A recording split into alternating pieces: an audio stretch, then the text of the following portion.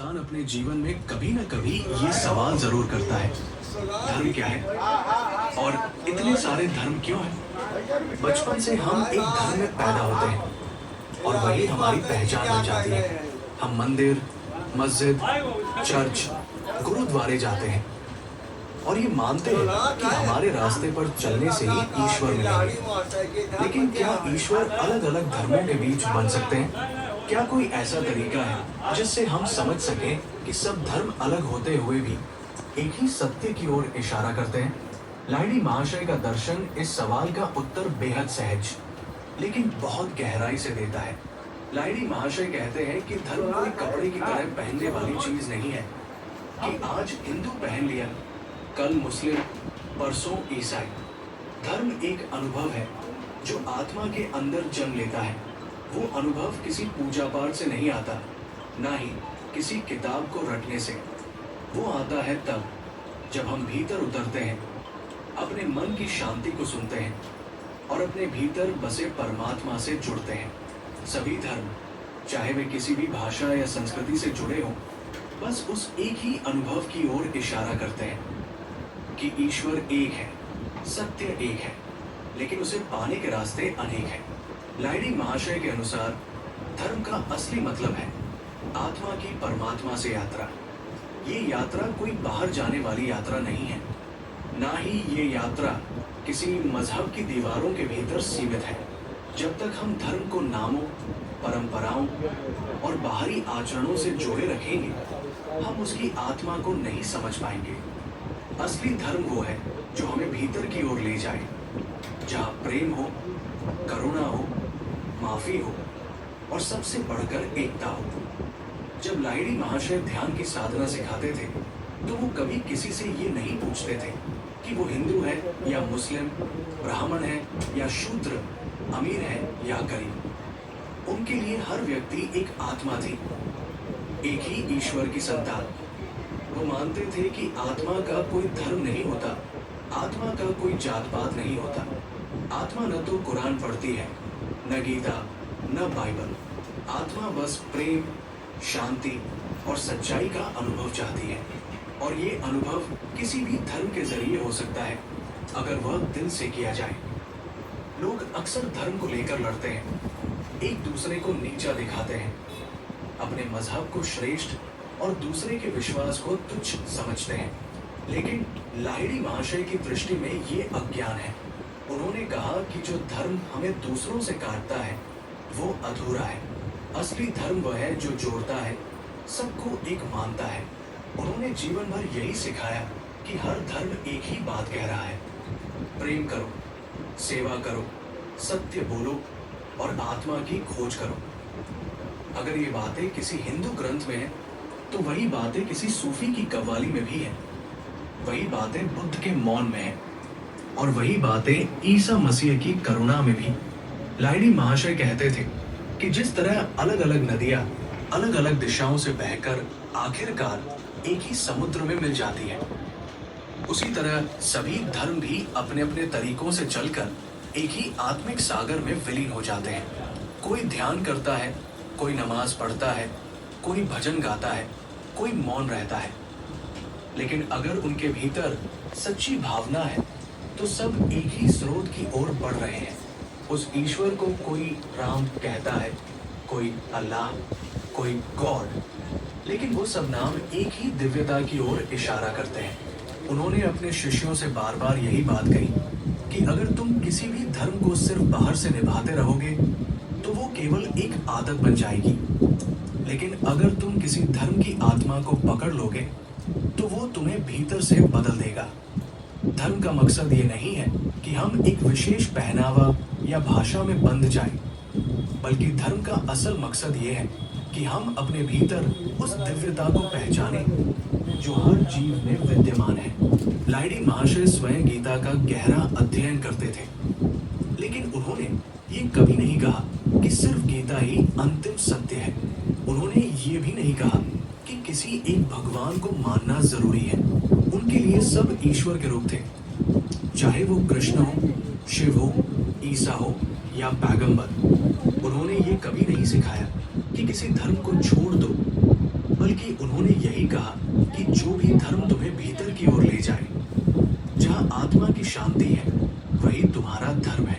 उन्होंने धर्म को किताबों और पंथों से बाहर निकालकर जीवन की सांसों से जोड़ दिया। आज जब हम दुनिया में चारों ओर धार्मिक टकराव देखते हैं, तो लाहिड़ी महाशय की बातें और भी जरूरी लगती हैं। उनकी शिक्षाएं हमें ये याद दिलाती हैं कि धार्मिक पहचान से पहले हम इंसान हैं, आत्मा है और एक ही दिव्य स्रोत से निकले हैं। अगर कोई व्यक्ति सच्चा मुस्लिम है तो उसमें करुणा होनी चाहिए। अगर कोई सच्चा ईसाई है तो उसमें क्षमा होनी चाहिए। अगर कोई सच्चा हिंदू है तो उसमें सेवा और समर्पण होना चाहिए। धर्म का अर्थ ही यह है कि हम भीतर से शुद्ध हो जाएं और सबको ईश्वर की नजर से देखना सीखें। लाहिड़ी महाशय की साधना का केंद्र बिंदु था क्रिया योग, लेकिन उन्होंने कभी नहीं कहा कि सिर्फ क्रिया योग से ही आत्म साक्षात्कार संभव है। उन्होंने ये स्पष्ट किया कि ये एक रास्ता है, लेकिन अगर कोई व्यक्ति किसी और रास्ते से भी ईमानदारी से साधना करे तो वो भी उसी परम लक्ष्य तक पहुंच सकता है। धर्म की एकता इसी में है कि सबकी मंजिल एक है, चाहे रास्ते अलग हों।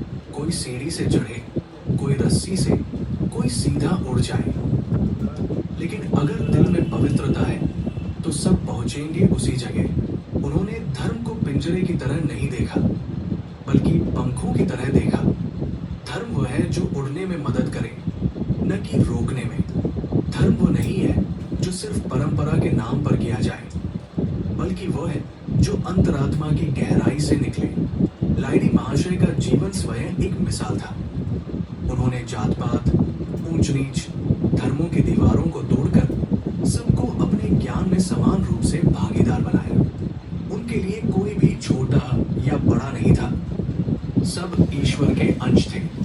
जब हम ये समझ जाते हैं कि सभी धर्मों का मूल एक ही है, प्रेम, शांति और आत्मिक उन्नति, तो हमारे मन में दूसरों के लिए सम्मान जन्म लेता है। हम ये समझते हैं कि कोई मंदिर में सिर झुकाता है तो वो भी उसी भावना से झुकता है जिससे कोई मस्जिद में सजदा करता है। लाहिड़ी महाशय ने हमें ये सिखाया कि बाहर की विविधता को देखकर भ्रमित मत हो, भीतर की एकता को पहचानो, क्योंकि बाहर जो अलग है वो संस्कृति है, लेकिन भीतर जो एक है वो आत्मा है। आधुनिक समय में जब धर्म को राजनीति, व्यवसाय और पहचान का माध्यम बना दिया गया है, तब लाहिड़ी महाशय का दर्शन एक अमृत की तरह है जो हमारे भीतर जमी धूल को साफ कर सकता है। वो हमें फिर से याद दिलाता है कि धर्म कोई दिखावा नहीं, कोई प्रतियोगिता नहीं, बल्कि आत्मा की एक सच्ची यात्रा है। वो हमें ये समझाता है कि किसी भी धर्म को मानने का असली अर्थ है हर प्राणी में ईश्वर को देखना, सबके दुख में भागी बनना और अपने भीतर की शांति को ढूंढना। आखिरकार अगर किसी मंदिर की घंटी, किसी मस्जिद की अजान, किसी चर्च की घंटी या किसी गुरुद्वारे का कीर्तन, अगर इन सब से हमारे भीतर प्रेम जागे, करुणा उपजे और दूसरों के लिए सम्मान बढ़े, तो समझो हमने धर्म को सही मायनों में समझ लिया है। लाहिड़ी महाशय का यही संदेश था। धर्म अलग अलग हो सकते हैं, लेकिन अगर उनमें प्रेम और आत्मा की खोज न हो तो वे केवल खोल है, खाली और निरर्थक। और अगर प्रेम और आत्मिक जागरूकता हो तो कोई भी धर्म हमें ईश्वर तक ले जा सकता है। धर्म वो दीपक है जो अंधकार को हरता है। धर्म वो नदी है जो प्यास बुझाती है, चाहे वो किसी भी रास्ते से बहे। धर्म वो पुल है जो इंसान को ईश्वर से जोड़ता है। यही लाहिड़ी महाशय का अमूल्य संदेश है। सुना, धर्म क्या है? हम लोग वो पूरी दिखावा में फंसे हैं, एक दूसरे के कंपटीशन में लगे हैं कि हमारा धर्म, हम जो रास्ता चले वही सही है, तुम्हारा गलत है। यही सोच। धर्म तो वही है दिन जो आपको अपने स्वरूप का ज्ञान करा दे, बस। वो किसी रास्ते से आप अपने स्वरूप को जानिए। और दूसरी बात, दुनिया के सारे इतिहास इस बात को बताए गए हैं, गवाही के बात का सबूत है कि दुनिया का कि वो परमात्मा, वो खुदा जो ईश्वर है तुम्हारे अंदर है। आज ये सारी व्यवस्था जो है हमारी सारी बाहरी चीज़ों से जुड़ी हुई है। जगह जगह पर मंदिर, कहाँ मस्जिद, बाहरी चीज़ों से कोई अंदर के तरफ झांकने की कोशिश नहीं करता। परमात्मा कहाँ है? कोई कहता है कि 7वें आसमान में है। 7वें आसमान में कहीं ऊपर थोड़ी है। असहु तारा कुलूबुल मोमिनीन, मोमिन का कल्ब ही खुदा का घर है। आपकी गीता कहते ईश्वर अंश जीव अविनाशी, मैं सबके हृदय जैसे तिष्ठत में सबके हृदय में निवास करता हूँ। कभी हम लोग कभी विचार कर नहीं करते कि हमारे अंदर ईश्वर बैठा है। हम अपने अंदर झांकने की कभी कोशिश नहीं करते। बाहर की तरफ फैले भी हमें कहाँ तक काम बनाए। और दूसरी बात है कि बताए थे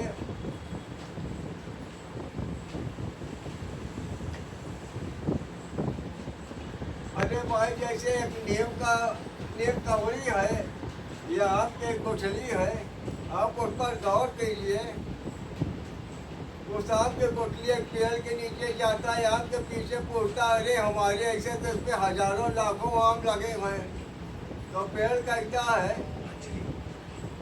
मेरे ही जैसा स्वरूप तेरे अंदर भी तो है, उस गुठली के अंदर भी तो वही पेड़ समाया है। आप विकास करके पेड़ बन सकते हो। और पेड़ बनने के साथ ये भी उसकी क्षमता है, तुम्हारे जैसे लाखों आप पैदा करने की भी क्षमता है उसके अंदर। समझ गए? तो हम जो आपको बताते हैं कि जो दीन, जो बातें आपको अंदर की तरफ ले जाने की कोशिश करती है, आपको अंदर मुखी जो बनाती है, वही सच्चा है, वही आपको शांति सुकून को देगा। अगर वास्तव में शांति चाहते, बुद्ध ने महल त्यागा शांति पाने के लिए, और हम शांति त्याग रहे हैं महल को पाने के लिए। उल्टा है। इसके लिए देखो भैया, विशाल भट्ट पीठ बनने में देखो एक बात, ये जो गुरु परंपरा आई है, मैं किसी और की बातें नहीं बताता, जो मेरे अनुभव में गुजरा है मैं वही बात करता हूँ। किताब कॉपी साथ में तो मैंने बहुत कुछ पढ़ा कि ऐसा इतिहास है, ऐसा है, पढ़ाने के साथ ऐसा गुजरा, उनके साथ ऐसा गुजरा। हमारे यहाँ महात्मा जी आते हैं, आज से 3 साल पहले, 2 साल पहले हमारे पास ही आए थे। तो एक बार ऐसे ही आए थे बाबा जी के, ऐसी दया हुई। लेकिन आज 4-5 बजे एक ऐसा अद्भुत अनुभव आया इनको कि आज ऐसा कि कहने के दुनिया में कहूँ घूमे बाबा, एक से एक सब पटाए में गए, वो चीज नहीं आई जो हमको यहाँ देखने को मिला। पूछ लीजिए, पूछ लीजिए, जो देखने को यहाँ कहा मैंने अपनी आंखों से दिखाया है, देखा है, किसी के सुनाई बातें नहीं है। देखिए, तो ये है सब मामला। तो ऐसे महापुरुष के अंदर जो अपने स्वरूप को पा जाता है, सच पूछो तो वो खुदा ही हो जाता है। अब कहाँ कहा जाए, ये समाज है। समस्या तो ये है कि जो अपने स्वरूप को पाया है, अगर वो कहते हैं मैं ईश्वर हूँ या मैं खुदा हूँ, तो बड़ी आफत आ जाए। ये आदमी विश्वास तो न करे। कहा कि अच्छा तो खुदा हो, कोई ईश्वर हो तो कुछ चमत्कार दिखाओ, तब न मानी। ये आदमी की संता वाली बातें है। तो ऐसे स्वरूप जो अपने स्वरूप को पा जाता है, वो सच पूछा जाए ईश्वर ही हो जाता है, वो खुदा ही हो जाता है। ऐसे ऐसे सूफी संतों के कहानी किस्सा में मैंने यही पढ़ा है, सुना है। पीर का सत्ता ही रोजा नमाज है और पीर के घर का तबाह पीर हज है, ऐसा बताया गया। लेकिन अभी सब बातें कौन कहा जाए, लेकिन ये जो है हमारा मन जो है जल्दी से मानेगा नहीं। हम आपको अपनी कहानी बताएं कि दुनिया की किताब काफी वेद कुरान खूब पढ़ करके, खूब चारों तरफ घूम करके, खूब दरवाजा खटखटाई करके, जब इनसे मुलाकात भाई बाबा जी से हमारे अफसर में काम करते थे, इनको कोई नहीं जानता था। वैसे से कोई बात नहीं भाई, हमारी उनकी बातें भाई कोई बातें ऐसा बोल दिया कि हमारे दिल को लग गया। अब पता नहीं ये संजोग था उनके पास जाने का। उसी दिन से फिर हमारा घर के पास कहाँ रहते हुआ रोज जाए के संजा के बैठी और बड़ी बड़ी बहस के बातें क्या क्या आपको बताए। लेकिन ये बात आप पक्का जान लीजिए, जो ऐसे स्वरूप होते हैं वो चाहते हैं, वो आपको संपन्नता नहीं देना चाहते, अमीर नहीं बनाना चाहते, रोग से मुक्त नहीं करना चाहते। वो खुदा जैसी हालत भी आपको रखना चाहे, खुदा व राजी व राजा रहो। वो यही चाहते हैं कि तुम अपने स्वरूप को खुद जानो। और सच पूछा जाए, ऐसे महापुरुष होते अपना ही स्वरूप तो आपको प्रदान करते हो, अपना ही स्वरूप आपको देना चाहते हैं। सच पूछा जाए तो सदगुरु होते आपको भगवान बनाने की कला बताते हैं कि कैसे भगवान बना जाए। और ऐसा बात बड़ी टेढ़ी मेढ़ी है, लेकिन मानने को तैयार नहीं थे। भगवान कोई दूसरी चीज नहीं, आपका स्वरूप ही भगवान है। आप अपने स्वरूप से हट गए हैं, यही सबसे बड़ा शिर्क है,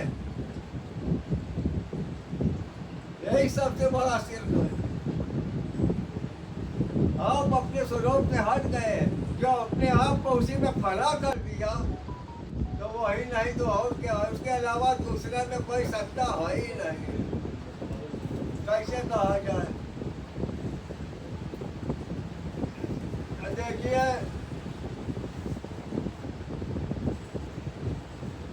एक बार शादी उनके लड़का मर गया, तो पता चला एक वहाँ पर फकीर है, उसके अंदर क्षमता है कि वो किसी को खिलाई देता है। तो बड़े बड़े मौलाना मौलवी सबको बुलाया कि तुम तमीज करो, हमारी बेटी को जनता कर दे। किसी के अंदर क्षमता ही नहीं थे, सब किया तो बहुत कुछ नाटक। सब वास्तव हम नाराज हुआ, कहा कि लोगों को हम बहुत सजा देंगे। तो फकीर के पास गए, रोए गाए कि हम लोगों कैसे थे। फकीर ने कहा अच्छा भाई चलो। वो आए वहाँ पर, उससे कहा इन्निल्लाह, बोले वो अल्लाह के हुक्म से। वो दो ही बार कहा, वो मुड़ता नहीं उठा। फिर तीसरी बार कहा खुद हमरा को हुक्म से उठ गया। अब वहाँ मौलाना मौलवी कहते कि देखो का अल्लाह से बढ़ पाए, कहा तो खुद हमरे हुक्म से। बड़ी आपस है समाज में, आपको चिंता नहीं तोड़ेगी। अब हमारे यहाँ तो बाबा जी के साथ रहते, हमने बहुत कुछ इनके साथ करिश्मा देखा है। आप लोगों को क्या बताए, मुझको ताजुब इस बात की है कि न कोई जंगल न कहीं नहीं, अपने घर गृहस्थी में रह करके अपने परिवार के कर्तव्य को निभाते भाई वो स्थिति को हासिल किया। ऐसा परिवार कभी आप लोग वहाँ छत्तना में स्वामी रामानंद की मूर्ति बनी है, अगर आप जाइए तो जब पहली बार हम इनको लेके गए वहाँ पर रामानंद जी से मुलाकात, भाई अच्छे महापुरुष है वो, अब नहीं है दुनिया में। उन्होंने हमसे कहा बाबू जी जो मैंने पाया है घर द्वार छोड़ करके संगल में, वो घर में भी रह करके पाया जा सकता। उन्होंने बताया कि हमसे किसी से कम नहीं। हरि वासन जी का नाम आप लोगों ने सुना होगा। वहाँ पर एक अच्छे महापुरुष थे जो हमेशा लंगा तिरंगा घूमा करते थे। क्या नाम है? तैलंग दक्षिणेश्वर के मंदिर चले का नाम है तैलंग स्वामी, तैलंग तैलंग स्वामी, तैलंग स्वामी। वो नंगा गिरंगा घुमा करते थे बनारस के अंदर, बड़े बड़े अंग्रेज जेल में बंद किया, जेल से बाहर आ जाते थे, सब परेशान हो गए, कोई नहीं उठते। महाशय जी के पास कुछ लोग कलकत्ता से आए, कहा तैलंग स्वामी जी से हमको भी मिलना है, चलिए आप भी। महाशय जी ने कहा हम क्या करेंगे, जाएंगे, कहे नहीं चलिए, तो कहना क्या चलो। वहाँ पर गए, वो तैलंग स्वामी किसी से बोलते नहीं थे, न किसी से कुछ छूते थे, लेकिन लहसी महाशय जी को उठ करके जा करके गले लगाया। अखबार में दूसरा दिन बनारस के छपा कि ये तैलंग स्वामी किसी को छूते नहीं थे, लाहरी महाशय जी को गले लगा लिया। लोगों ने पूछा क्यों ऐसा किया, उन्होंने कहा कि देखो जिस चीज को हासिल करने के लिए घर द्वार क्या क्या छोड़ा, वो ये घर गृहस्थ में रह करके हासिल किया, उससे कम थोड़ी है। तो ये सारी बातें हैं। तो मैं आपको यही बता दूं, ऐसी स्थिति के जो होते हैं महापुरुष, वो वास्तव में भगवान ही होते हैं, वो जो चाहे सो कर देते हैं। लेकिन याद रखिए कि कहने सुनने से वो काम नहीं बनता। आपके लोभ लालच पैसा कौड़ी देने से भी काम नहीं बनता। वो आपके अंदर के भावना को देखते हैं कि इसकी भावना कैसी है। आपके अंदर की भावना अगर सही है, प्रेम से भरा है, तो आपको धीरे धीरे धीरे धीरे वो अंदर डालेंगे। तो ये एक बड़ा ऐसा रास्ता है, ये सब चीज़ों को अनुभव करके ही समझा जा सकता है। तो मैं तो बताऊँ कि भाई एक रास्ता ये भी है, आप किसी महापुरुष के समर्पण कर दो, अपने आप को समर्पित भाव से जोड़ दीजिए, वो महापुरुष आपको वो है।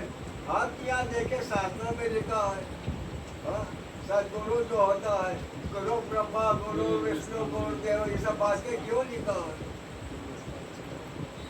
तो ये होता है संत तबरेज अपने मसनवी में लिखा था, गुलामी संत तबरेजी नसो। हमने जब तक समझ कर ली तो हमारा वही खुदा है, ऐसे बोलते थे। तो यही सब बातें इसको अनुभव करके ही समझा जा सकता है। कहने सुनने से काम नहीं बनता। लेकिन समस्या कि आप किसी गुरु के चक्कर में मत पड़िए, पहले आप अपने पारिवारिक दायित्व को निभाइए, प्रेम से रहना कीजिए, अपने स्वभाव को बदलिए, प्रेम से रहना है, स्वभाव को बदलिए, सेवा भाव रखिए। धीरे धीरे आपके अंदर की स्थिति जब बदलेगी तो किसी न किसी महापुरुष से आपको मुलाकात हो जाएगी, फिर वही आपको रास्ता भी बता देगा, समझा भी देगा। आप अगर यथार्थ गीता में पढ़े होंगे, महाराज जी ने लिखा है ये भजन की जागृति, ये ध्यान वगैरह किसी महापुरुष के देन होती है, तुम्हारे बस का नहीं है कि तुम कुछ कर सको। यथार्थ गीता में आपने पढ़ा है कि नहीं?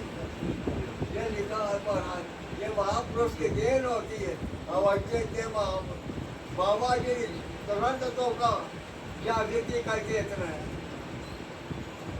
अब बिजली बुझा दे तो बुझ जाता ये ऐसी क्षमता होती है। लेकिन याद रखिए, ऐसे महापुरुष साहब लोभ लालच पैसा कौड़ी ऊंची कुर्सी के प्रभाव उनके पर बिल्कुल नहीं पड़ सकता। ये धोखा है। वो तो आपका प्रेम का भाव कैसा है वही उनको पकड़ सकता है बस। तो असली चीज है कि हमारे अंदर सेवा भाव रखना चाहिए, प्रेम का भाव रखना चाहिए, अपने पारिवारिक दायित्व निभाते रहिए। संध्या सवेरे बैठ करके जो भी कुछ आता है आपको उसमें लगे रहिए बस। समय आने पर धीरे धीरे धीरे धीरे सब कुछ रास्ता बनता है। ये कोई ऐसा नहीं है कि ये भगवान का दर्शन नहीं होता, अपने आप का दर्शन करना ही। मन अरब रखता हो फकत अरब तपा हो, अपनी पहचान ये खुदा की पहचान है। तो आदमी अपने स्वरूप पर जो देखता है तो यही है। लेकिन सरकार पर ऐसे चलता है, कहा जाए ज़्यादा आप लोगों को ले आओ हो धर्मदार इतना होगा तो पर प्रसाद के इंतजाम करो।